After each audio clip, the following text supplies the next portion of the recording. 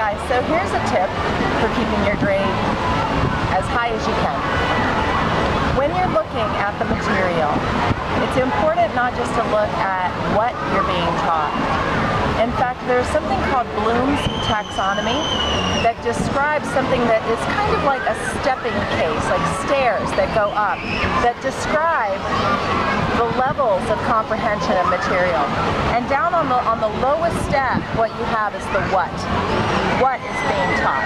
So it's important to understand what is being taught, what happens in The Great Gatsby, being able to regurgitate the plot, if you will, or to be able to understand what is the correct regurgitation of the Pythagorean theorem, for example, in a math class. But as we go up the staircase of understanding, it's not enough just to know who and what and when things happen. But we want to understand not just who does things and when things happen and what is happening, but on a higher level, we want to understand how things are happening, which is a really elevated way of thinking about things that's going to help you understand things at a more complex level. How are these things happening? What are the structures that author, in this case Fitzgerald, is using to get his novel, the theme and the sort of texture of character development across? How is he doing that? Being able to analyze it almost like with X-ray vision, like you're looking at the blueprint of a house. How is he doing that?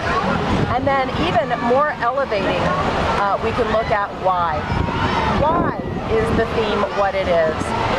The why is, in some cases, a rhetorical question, but it's tremendously thought-provoking to think about the why in all academic endeavors. Why are you being taught about the Civil War? In fact, on this beautiful cruise ship, I was fortunate enough yesterday, I went and saw the movie Lincoln that just came out a few days ago, and they already had it on the cruise ship. And boy, I was just struck by this powerful performances of Daniel Day-Lewis, and I thought Sally Field also was really excellent in the film. And I kept thinking, it's so interesting that so many students can tell you what happened in the Civil War, but what I loved about the film is that it helped to ask questions about how things happen. How did the 13th Amendment get passed? And more importantly, why?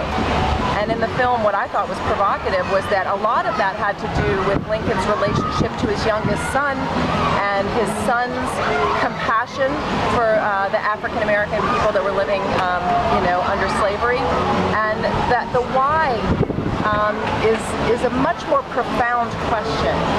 And you will find that's true in all your academic classes. So don't just settle for looking for the what. Don't stay down on the bottom step. Climb those stairs.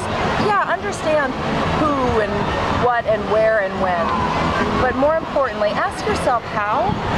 How is that theory put together in math? How did things develop at a particular time in history? And then the big question, why?